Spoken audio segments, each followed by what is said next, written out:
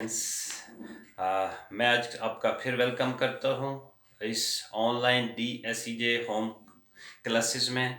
Dear students of class 8, आज मैं आपके साथ साइंस चैप्टर फर्स्ट में से एक वेरी इंटरेस्टिंग क्वेश्चन डिस्कस करूँगा।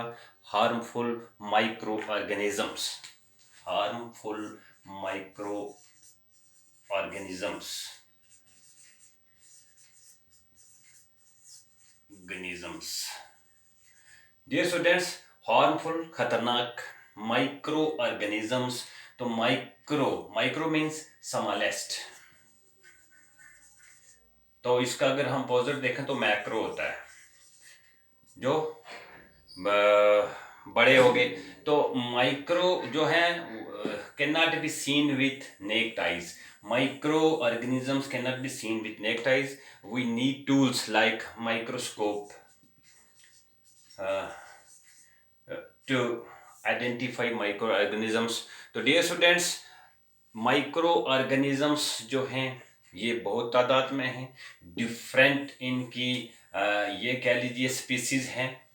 तो आज मैं आपके साथ ये हमारे लिए बेनिफिशियल भी बहुत हैं, बड़े एडवांटेजेस भी हैं। सपोज मैं एक फ़ायदा बता देता हूँ माइक्रो ऑर्गेनिज्म, सिर्फ एक आपके साथ डिस्कस करूँगा। जैसे हमारा कर्ड है ना, हाँ कर्ड समझते हो ना, दही। यस। तो कैसे बनता है, वहाँ एक बैक्टीरिया काम करता है, लैक्टोबैसिलस। लैक्टोबैसिलस, ये जो लैक्टोबैसिलस है ये दही बनाने में पूरा काम करता है। ये जो हमारे लिए दही बेनिफिशियल होता है। बट टुडे जो हमने डिस्कस करना है वो है हार्मफुल माइक्रो ऑर्गेनिजम्स। तो डियर स्टूडेंट्स, ये माइक्रो ऑर्गेनिज्म जो हार्मफुल हैं ये बहुत हमारे लिए डेंजरस हैं, ख़तरनाक हैं। डिफरेंट टाइप्स ऑफ डिजीज़ का काज बनते हैं, और ये डिजीज़ तमाम लिविंग बींग्स में होती है, ह्यूमन बींग्स, एनिमल्स और प्लांट्स में। तो ये जो वो माइक्रो ऑर्गेनिजम्स जो काज ऑफ डिजीज़ बनते हैं, काज ऑफ डिजीज़, उन्हें पैथोजेंस बोलते हैं। क्या बोलते हैं? पैथोजेंस। तो क्या हो गया, those micro organisms which are causing disease are called pathogens. Simply ये डेफिनेशन बन गई किस्म की, हमें पता होना चाहिए पैथोजेंस क्या हैं। दोज माइक्रो वो माइक्रो ऑर्गेनिजम्स जो डिजीज काज करते हैं, those are called micro pathogens. तो ये जो पैथोजेंस हैं ये डिजीज काज करते हैं, और ये डिजीजेस आपने बहुत सुनी है, बहुत सी डिजीजेज लिविंग बींग्स में, चाहे वो प्लांट्स हों, चाहे वो एनिमल्स हों या ह्यूमन बींग्स हों। तो ये diseases different mode of transmission की वजह से होती हैं। तो बेसिकली अगर देखा जाए ना, तो डिजीज दो टाइप की हैं। कितने टाइप की? दो टाइप की। एक को बोलते हैं कम्युनिकेबल डिजीज, कम्युनिकेबल डिजीज, और दूसरा कौन सा हो गया, नॉन कम्युनिकेबल डिजीज। तो डियर स्टूडेंट्स, कम्युनिकेबल डिजीज और नॉन कम्युनिकेबल डिजीज दोनों में डिफरेंस है। कम्युनिकेबल डिजीज एक पेशेंट से दूसरे को डिफरेंट मोड्स के ज़रिए लग सकती है, डिफरेंट मोड्स ऑफ ट्रांसमिशन के ज़रिए जा सकती है। बट जो नॉन कम्युनिकेबल डिजीज़ है वो जिस बंदे के यहाँ लगी है उसी के यहाँ रहती है, दूसरे तक वो नहीं पहुँचती है। तो ये एक जनरली डिफरेंस है कम्युनिकेबल नॉन कम्युनिकेबल डिजीज़ का।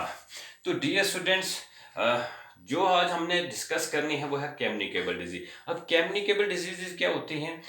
वो माइक्रोबियल या माइक्रोब्स या माइक्रोबियल ऑर्गेनिजम्स, या जिन्हें हम पैथोजेंस कहते हैं, वो डिफरेंट तरीके से एक पेशेंट से उस बीमारी के जो पैथोजेंस लेकर एक हेल्थी पेशेंट में जाते हैं। सपोज मैं एग्जांपल देता हूँ, कौन कौन से मोड हैं मान के चलते हैं हम। एयर आ गया, वाटर आ गया, फूड आ गया,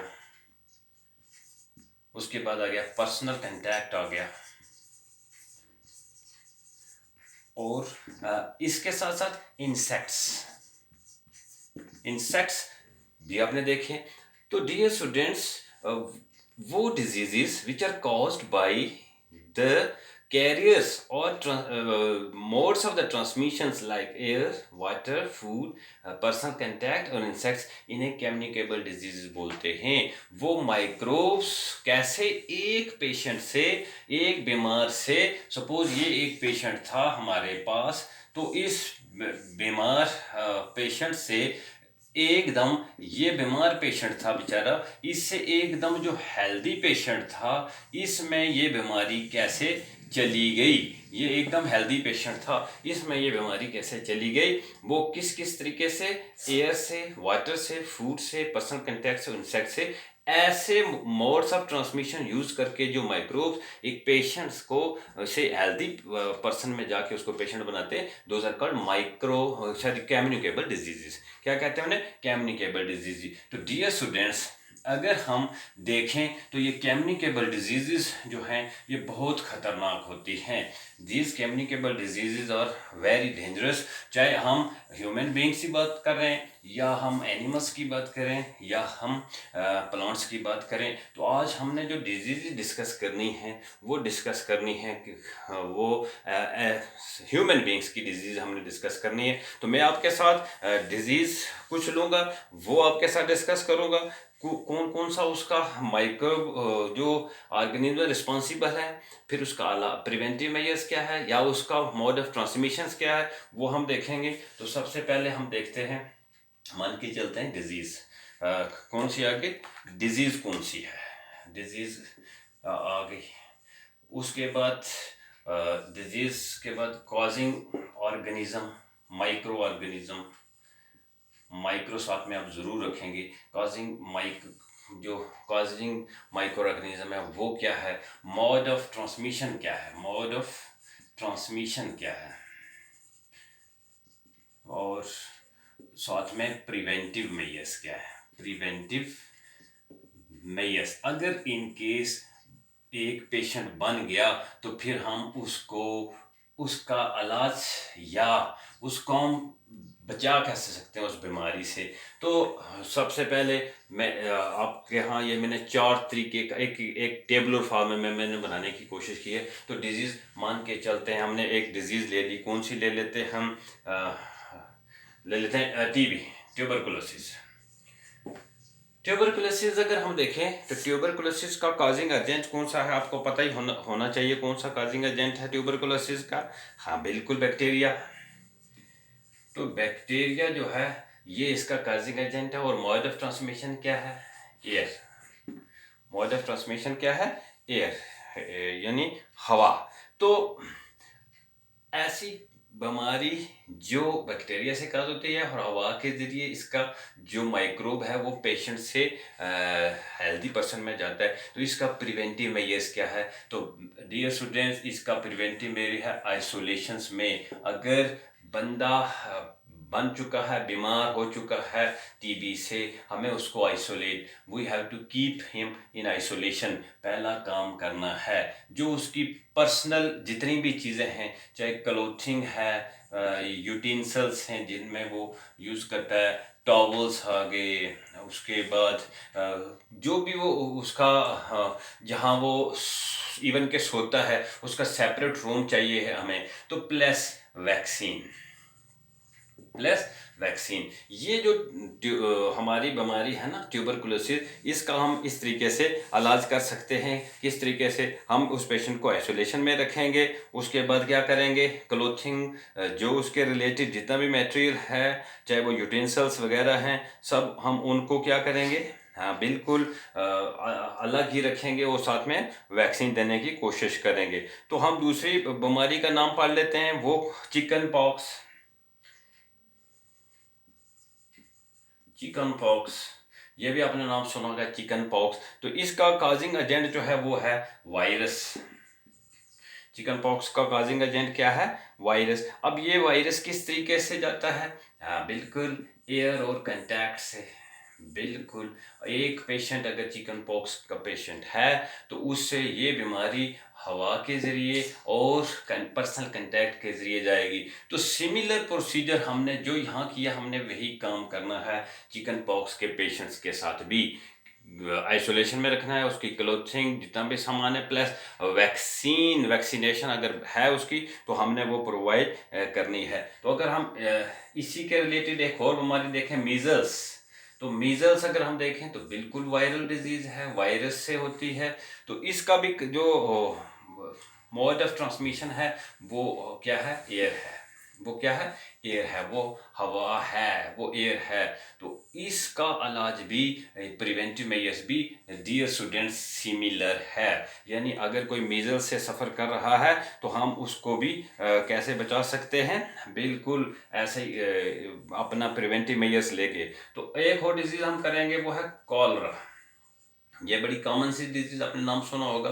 ये बैक्टीरिया की वजह से होती है। इसका जो कैजुअल माइक्रोब है जिसकी वजह से होती है, micro organism, that is bacteria, bacteria की वजह से होती है। और ये वाटर और फूड के ज़रिए, वाटर और फूड के ज़रिए एक पेशेंट से दूसरे पेशेंट्स में कैरी हो सकती है, एक पेशेंट से हेल्दी पर्सन में कैरी हो सकती है। तो इन हालात में हमें क्या करना है, तो बॉइल्ड वाटर, जब वाटर की बात है, बॉइल्ड वाटर हमें यूज़ करना है।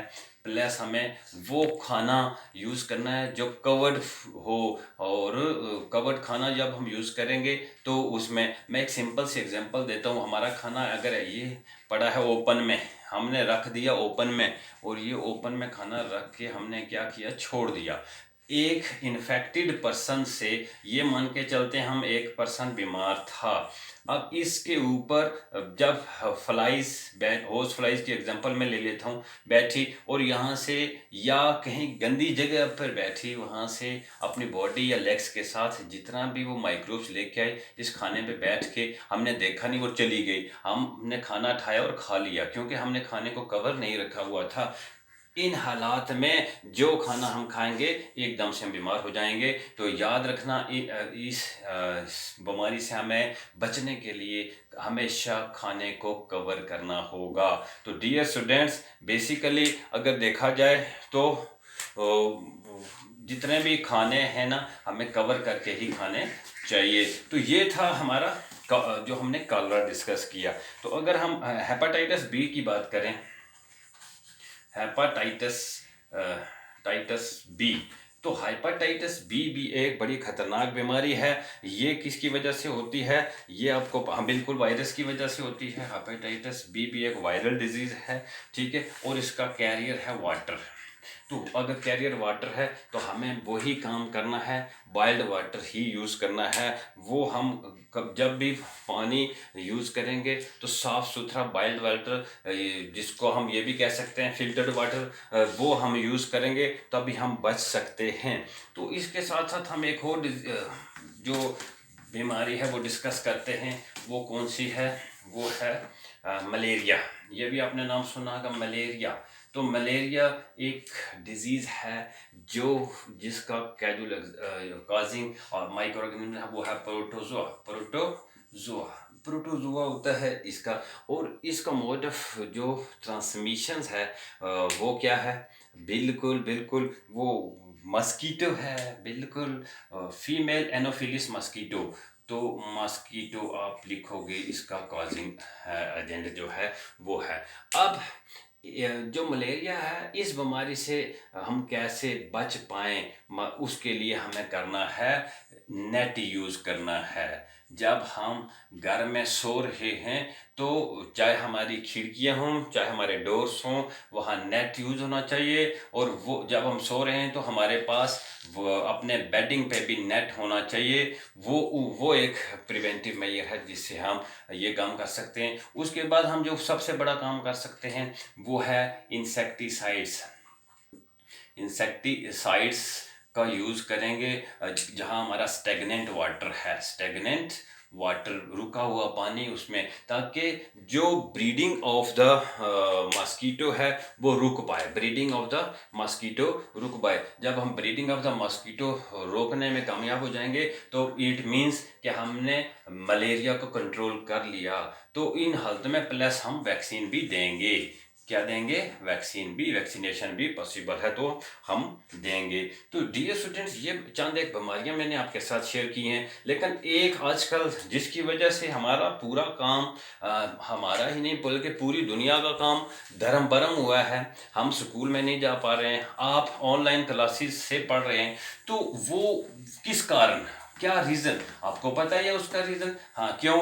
यस, एक बीमारी अलग से नई किस्म की जिसका नाम दे दिया है कोविड-19 का। ये ठीक है, तो ये किसकी वजह से होती है? कोरोना वायरस से। तो डियर स्टूडेंट्स, ये कोरोना वायरस कोविड-19 जो है ये किससे ट्रांसमिट हो रही है? पर्सनल कंटैक्ट से। तो डियर स्टूडेंट्स, ये कोविड-19 कोरोना वायरस, इसका कॉजिंग जो है माइक्रोब है, माइक्रो ऑर्गेनिज्म है, ये पर्सनल कंटैक्ट से फैल रही है। तो मैं इसके बारे में आपसे इन शॉर्ट बता दूं, कोविड-19 जो सबसे ज़्यादा अफेक्टिव है, ये बेसिकली एक रेस्पिरेटरी हम कह सकते हैं डिजीज़, यानी जितना हमारा रेस्पिरेटरी ट्रैक है इस कोरोना वायरस का बहुत बड़ा अफेक्ट होता है। जब ये कोरोना वायरस एक हेल्दी पर्सन में इंटर होता है तो ये रेस्पिरेटरी ट्रैक को ही अपना सबसे पहला सेफ जगह मान के वहाँ से अपनी कार्रवाई शुरू करता है, और जब ये रेस्पिरेटरी ट्रैक से लंग्स पे पहुँचता है तो फिर लंग्स को हेल्पलेस कर देता है, लंग्स को मजबूर कर देता है कि वो नॉन फंक्शनिंग में चले जाते हैं। जब नॉन फंक्शनिंग में चले जाते हैं लंग्स, तो फिर जो हो इंसान को हेल्प लेनी पड़ती है आर्टिफिशियल मोड्स ऑफ सिस्टम्स की। वो अलग बात है, फिर हमें क्या क्या करना है। लेकिन सबसे बड़ा मसला जो है इसका, अगर हम सिम्टम्स देखें, जब ये आ जाता है तो इंक्यूबेशन पीरियड इसका 14 डेज का है। 10 से 14 डेज में ये अपने आप को जाहिर करना स्टार्ट कर देता है। तो जो हमें सिम्टम्स जिससे हमें पता चल सकता है एज ए लेमैन कि क्या ये कोई बीमार है, तो उसमें बॉडी एक फीवर के साथ बॉडी एक का होना, फीवर प्लस बॉडी एक का होना, उसके बाद जो गले में खराशें वगैरह लगना, खांसी कॉफिंग का होना बहुत ज़्यादा, उसके बाद स्नीजिंग का होना, ठीक है। उसके बाद जब ये सारे सिम्टम आने के बाद जो एक इंसान है वो लेथार्जिक भी हो जाएगा। तो ये उसके कुछ सिम्टम्स हैं। तो अगर ऐसी हालात में अगर हमें कोई दिखाई दे तो एकदम हमें अपनी एडमिनिस्ट्रेशंस को एकदम से इन्फॉर्म करना है। जो हमारे पड़ोस में जितने भी लोग हैं उनको इन्फॉर्म करना है ऐसे लोगों से बचने के लिए। लेकिन डियर स्टूडेंट्स, जो ये कोविड-19 या कोरोना वायरस है, इसका पर्सनल कंटैक्ट से बहुत बड़ा रोल है। तो हम अपने आप को कैसे बचा सकते हैं इस बीमारी से? तो उसमें सबसे जो पहला आजकल जो चल रहा है वो आपको पता ही है। तो उसमें सबसे पहले हम जो काम कर सकते हैं वो है आइसोलेशन। हमने देखा ऊपर भी, हमने जितने भी वायरल डिजीज़ हैं उनमें आइसोलेशन बहुत बड़ा काम कर रही थी। बट जो आइसोलेशन हमें इसमें काम करेगी वो सबसे ज़्यादा काम करेगी। ये जब पेशेंट बीमार हो जाता है तो हमें बिल्कुल एकदम से इसको आइसोलेट कर देना है, अलग ले जाना है। क्योंकि एक हेल्थी पर्सन जब बीमार हो चुका है तो अगर वो हेल्थी लोगों में रहेगा तो ये बीमारी एकदम विद इन सेकेंड फैलने की कोशिश कर लेगी। तो हमें पहला काम क्या करना है? आइसोलेशन में ही रखना है। तो दूसरा हमने काम क्या करना है? Social distancing. तो बिल्कुल अगर हमें घर से निकलना है, पहली बात है लॉकडाउन में हैं हम अब बगैर किसी काम के घर नहीं छोड़ सकते हैं। तो काम भी वो जो बहुत अर्जेंट नेचर का हो। तो अगर हम सबसे ज़रूरी हमारी एजुकेशन थी, अगर वो हमारी एजुकेशन ऑनलाइन चल रही है तो इससे बड़ा काम हमारा कुछ नहीं हो सकता है। तो हमें इन हालात में सोशल डिस्टेंसिंग करनी है। इन केस हमें मजबूरी में घर से निकलना है तो सोशल डिस्टेंसिंग आप समझते हो डियर स्टूडेंट्स, यानी अगर यहाँ एक आदमी खड़ा है तो कम से कम दूसरे आदमी के दरमियान डिस्टेंस होना चाहिए 1 से 2 मीटर का। इतना डिस्टेंस हमें रखना है, तब ही हम बिल्कुल बचा सकते हैं एक पेशेंट से हेल्दी पर्सन्स को, अपने आप को। और उसके बाद हमने तीसरा काम क्या करना है?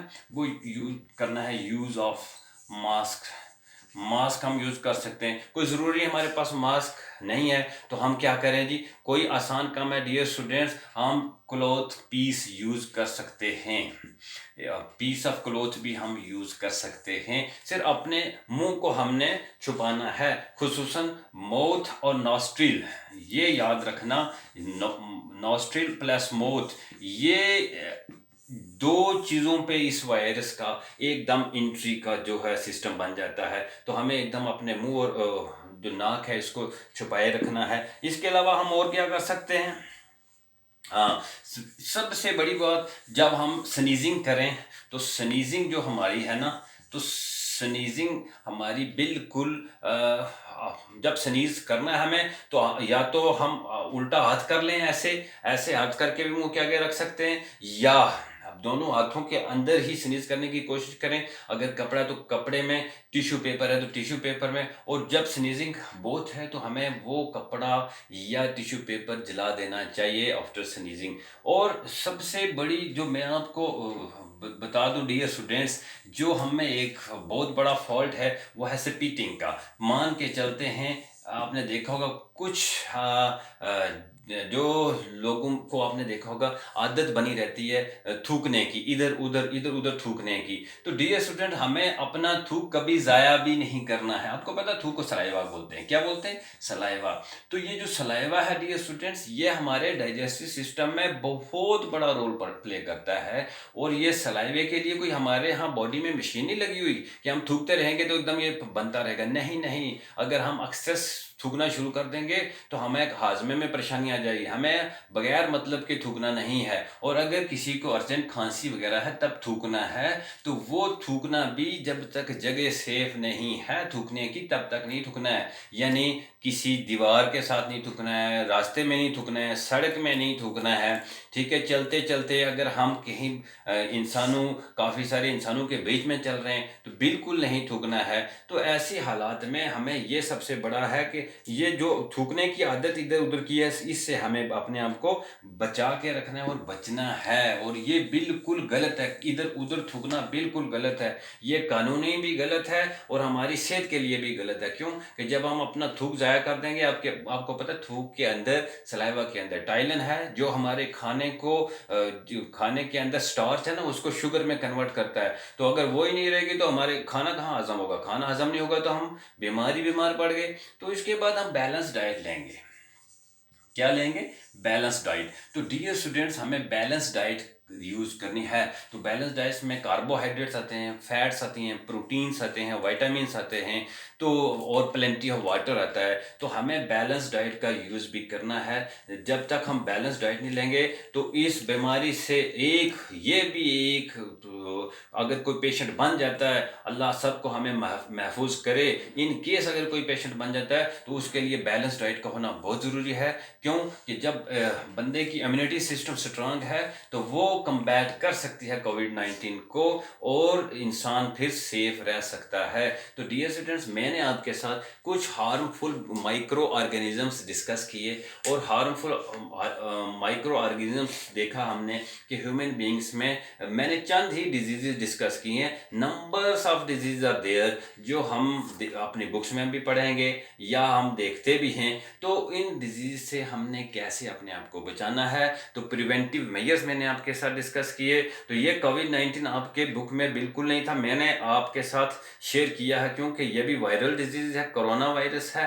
तो इसकी ज़रूरत, हमें इसकी नॉलेज का होना हमारे लिए बहुत ज़रूरी है आजकल। और हमें ये सब चीज़ें तभी मुमकिन है जबकि हम एकदम अपने आप को विजिलेंट, बिल्कुल अपने आप को अलर्ट और एक रिस्पॉन्सिबल सिटीज़न मानेंगे। तभी ये मुमकिन है कि हम ऐसी बीमारियों से खुद को भी बचा सकते हैं और दूसरों को भी बचाए रखेंगे। Thank you dear students.